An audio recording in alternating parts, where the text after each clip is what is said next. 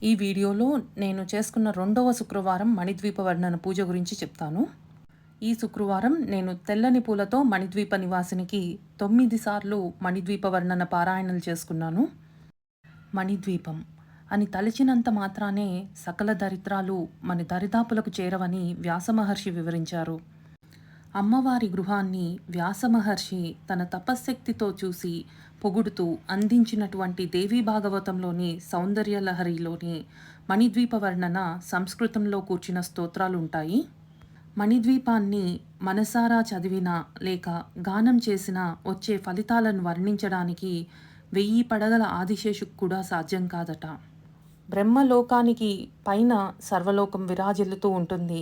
ఈ లోకాన్నే మణిద్వీపం అంటారు.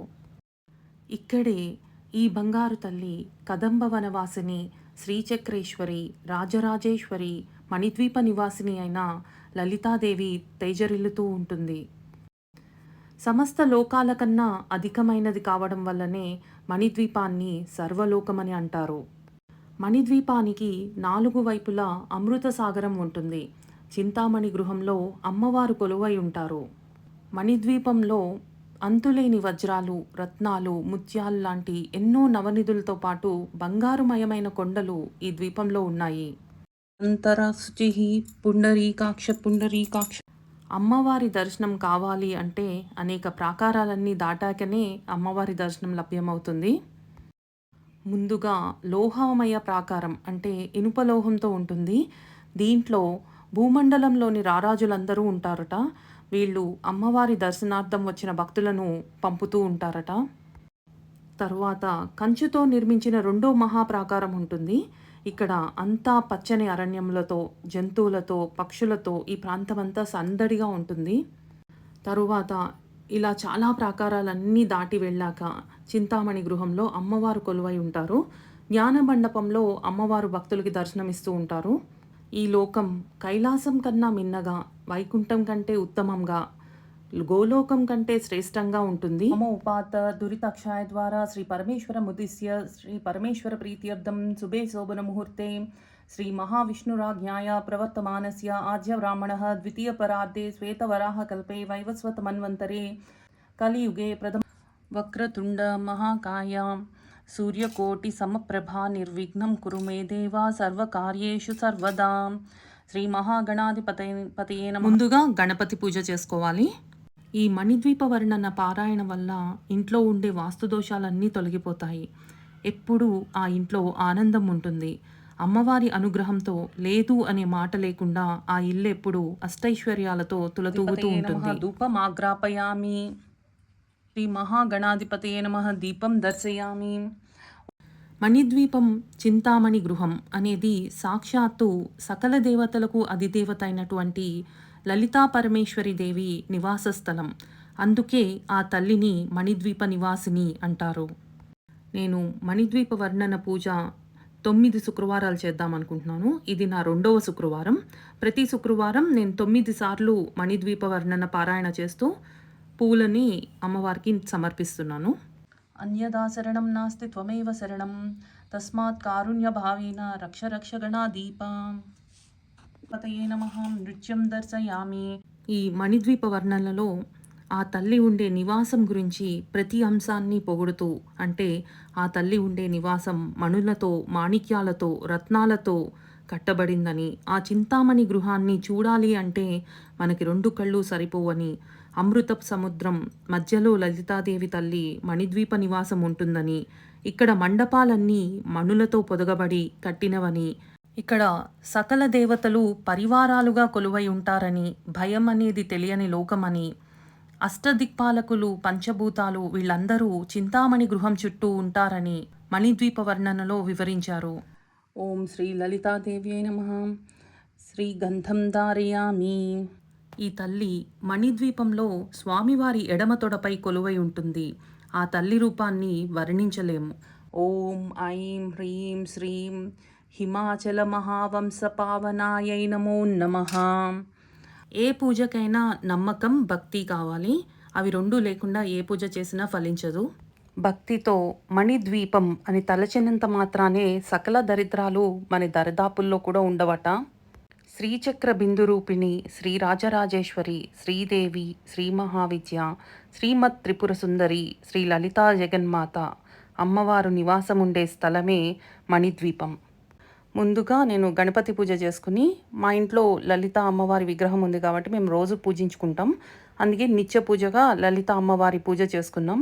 అష్టోత్తరం ఇవన్నీ చదువుకున్న తర్వాత మణిద్వీప వర్ణన పారాయణం మొదలుపెట్టాను. మహాశక్తి మణిద్వీప నివాసిని ముల్లోకాలకు మూల ప్రకాశిని మణిద్వీపములో మంత్రరూపిణి మన మనసులలో కొలువై ఉంది.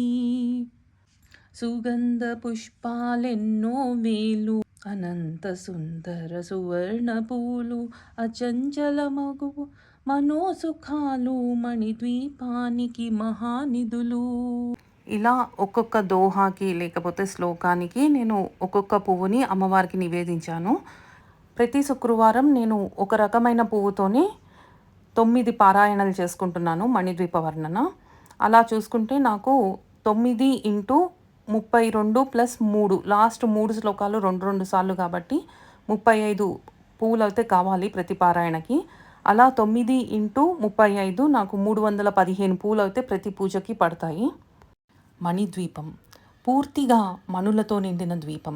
ఈ మణిద్వీపం గురించి దేవీ భాగవతంలో 12వ స్కాందంలో 10, 11, 12 అధ్యాయాలలో వ్యాసమహర్షి పాండవుల వంశానికి చెందిన జనమేజయుడికి ఈ ప్రదేశం గురించి వివరించారు.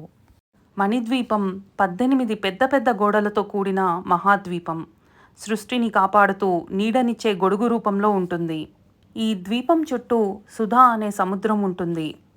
ఈ సముద్రం చాలా లోతుగా అందమైన నీటి జీవులతో నిండి తీరంలో రత్నాల ఇసుక, మణులు కాసిన చెట్లతో అందంగా ఉంటుంది. ఈ సముద్రం దాటితే పెద్ద ఇనుప గోడ. ఈ గోడకు 4 ద్వారాలు, ఋతువుల ప్రకారం మారే ద్వారపాలకులు ఉంటారు. ప్రతి ద్వారం దగ్గర వందలాది కాపలాదారులు, దేవీ భక్తుల వివిధ సమూహాలు కనిపిస్తాయి. ఏ దేవత అయినా సరే ఈ జగన్మాతను దర్శించుకోవాలని వచ్చినప్పుడు వారి వాహనాలన్నీ ఇక్కడే నిలిపివేస్తారు. ఇది దాటాక 2వ గోడ మెరిసే తెల్లని ధాతువుతో చేయబడింది. చాలా మెరుస్తూ ఉంటుంది. ఇక్కడ పళ్ళ చెట్లు, పూల మొక్కలు, అందమైన అడవులతో ఇక్కడ కనువిందు చేస్తాయి. ఇది దాటాక రాగితో చేయబడిన గోడ కనిపిస్తుంది. చతురాస్రంలో కట్టబడి ఉంటుంది. 7 యోజనాల ఎత్తు ఉంటుంది. ఎల్లప్పుడూ పరిమళాలు వెదజల్లుతూ బంగారు ఆకుల చెట్లు, రత్నాల చెట్లు, కోరికలు తీర్చే కల్పవృక్షాలు ఉంటాయి. గంధర్వులు కూడా ఇక్కడే నివాసం ఉంటూ ఉంటారు. ఇది దాటాక సీసంతో చేయబడిన గోడ కనిపిస్తుంది. ఇక్కడ సంతానక అనే చెట్లు కనిపిస్తాయి. బంగారు పువ్వుల వనం, బంగారు పండ్లతో నిండి ఉంటుంది. ఇక్కడ ఎప్పుడు వేసవికాలం వాతావరణం ఉంటుంది. ఈ గోడ దాటాక ఇత్తడితో కట్టబడిన 5వ గోడ ఉంటుంది. 7 యోజనాల ఎత్తు ఉంటుంది. ఇక్కడ హరిచందనం చెట్లు ఉంటాయి. ఇక్కడ ఎప్పుడూ వర్షం కురుస్తూ ఉంటుంది. అద్భుతమైన నదులు ఉంటాయి. ఈ గోడ దాటాక 6వ గోడ ఇనుముతో తయారు చేయబడి ఉంటుంది. ఇక్కడ ఎల్లప్పుడూ శరదృతువు నివాసం ఉంటుంది.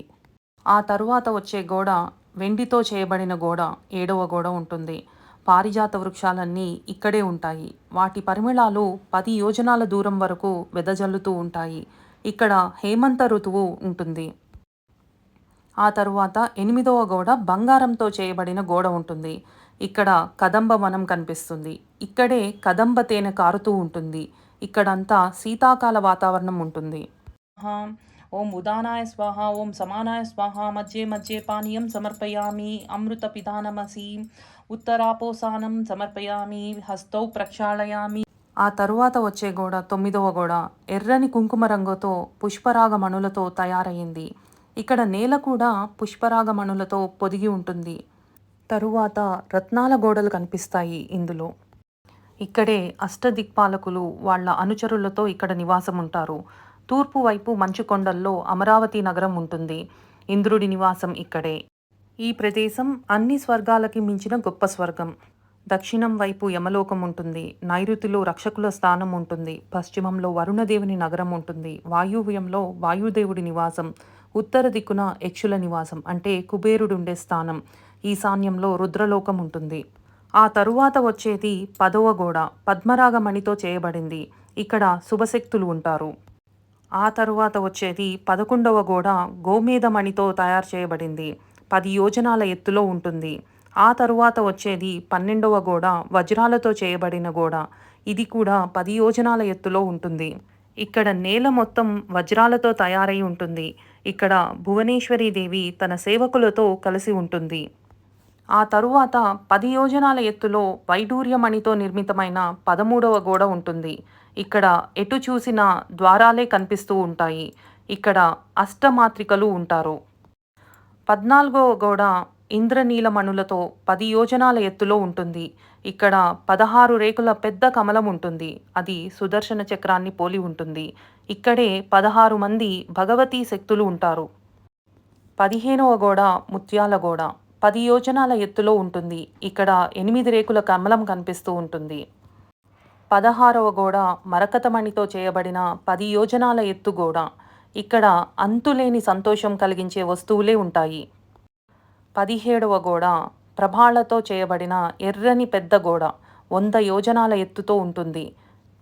ఆ తరువాత వచ్చేది 18వ గోడ నవరత్నాలతో చేయబడిన గోడ. ఇది కూడా 100 యోజనాల ఎత్తులో ఉంటుంది. ముందుకు వెళ్తే ఈ 18వ గోడ దాటి చింతామణులతో నిర్మించిన దేవీ భవనం కనిపిస్తూ ఉంటుంది. ఇది సామాన్యులకి కనిపించదు. ఈ ప్రదేశం సూర్యకాంతి మణులు, చంద్రకాంతి మణులతో, విద్యుత్కాంతి మణులతో తయారు చేసినది. కుందవనం ఇక్కడే ఉంటుంది. ఇక్కడ దేవి జ్ఞాన మండపంలో భక్తులకి దర్శనమిస్తూ ఉంటుంది. జ్ఞానాన్ని ప్రసాదిస్తుంది. ముక్తి మండపంలో జీవులకి ముక్తిని ప్రసాదిస్తూ ఉంటుంది. ఏకాంత మండపంలో మంత్రులతో విశ్వానికి సంబంధించిన విషయాలన్నీ చర్చిస్తూ ఉంటుంది. అంత అందమైనది ఈ మణిద్వీపం. ఎవరైతే ఏకపర్యాయం ఈ మణిద్వీపాన్ని స్మరించినంత మాత్రాన గతించిన పాపరాశులన్నీ భస్మమవుతాయి. ప్రాణాలు పోయేటప్పుడు మణిద్వీపాన్ని స్మరించున్నటు వారు దేవీలోకంలో ప్రవేశిస్తాడు. ఈ ఘట్టాన్ని సంపూర్ణంగా నిత్యం పఠిస్తే భూత ప్రేతాది బాధలుండవు. గృహప్రవేశ వేళల్లో, వాస్తు యాగ సమయాల్లో సప్రయత్నంగా పఠిస్తే శుభపరంపరలు చేకూరుతాయి. పరాంబికాదేవి మణిద్వీపాన్ని తన సంకల్ప మాత్రం చేత సృష్టించింది. ఇలా ఈసారి 2వ శుక్రవారం మణిద్వీప వర్ణన పూజ మా ఇంట్లో చేసుకున్నాను.